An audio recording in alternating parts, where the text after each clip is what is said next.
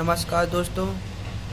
आज अध्याय 6 के पार्ट 5 में प्रश्न डीएनए अंगुली छापन क्या है या फिंगरप्रिंटिंग क्या है। दोस्तों, अंगुली छापन वह विधि है जिसके द्वारा किसी व्यक्ति, अपराधी या किसी बच्चे के माता पिता की पहचान की जाती है।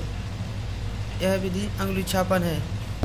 दोस्तों, परिभाषा निम्नानुसार दी गई है।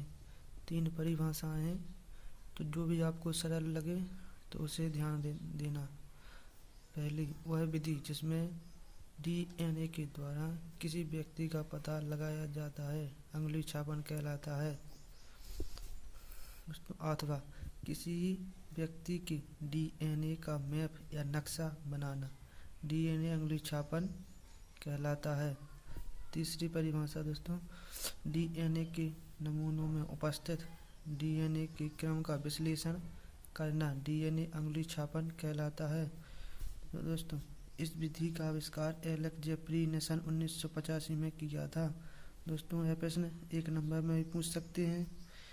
इस तकनीक के द्वारा किसी व्यक्ति, अपराधी या किसी बच्चे के माता पिता का पता लगाया जाता है।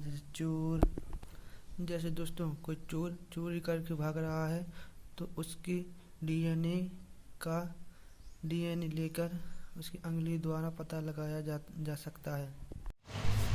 दोस्तों, ये अंगुली छापन की क्रिया विधि है, डीएनए फिंगरप्रिंटिंग क्रिया विधि। दोस्तों, इसको कई चरणों में बांटा गया है। पहला, सबसे पहले किसी व्यक्ति के रक्त के धब्बों आदि से डीएनए को प्राप्त किया जाता है। दूसरा है, इसके बाद डीएनए को एंडोन्यूक्लिएज एंजाइम द्वारा तोड़ा जाता है। तीसरा, इसके बाद डीएनए को क्षारीय विलयन से उपचारित करके एक सूत्र वाली श्रृंखला में बदला जाता है। चौथा, इसके बाद डीएनए को संतृप्त फिल्टर पेपर द्वारा छाना जाता है। फिर दोस्तों, डीएनए को नायलॉन झिल्ली के ऊपर रखकर डीएनए के ऊपर नाइट्रोसेल्यूलोज की झिल्ली को रखा जाता है।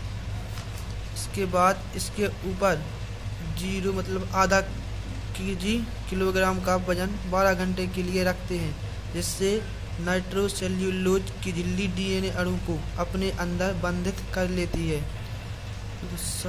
इस झिल्ली को 80 सेल्सियस तापमान पर 2 से 3 घंटे के लिए रखते हैं, जिससे डीएनए इस झिल्ली पर स्थिर हो जाते हैं। दोस्तों, अब इस डीएनए का एक्स किरणों द्वारा रेडियोग्राफ तैयार करके एवं किसी व्यक्ति के रेडियोग्राफ से मिलाकर उसकी पहचान की जाती है। ये सारी 8 क्रियाएं करके किसी व्यक्ति का डीएनए लेकर उसका पहचान की जाती है उसकी। दोस्तों, इस विधि के कुछ महत्व भी हैं। पहला, इस तकनीक के द्वारा किसी बच्चे के माता पिता की पहचान की जाती है। दूसरा, इस विधि के द्वारा अपराधियों की पहचान की जाती है। तीसरा, किसी मृत लावारिस व्यक्ति की पहचान भी की जाती है। दोस्तों, इसके महत्व हैं।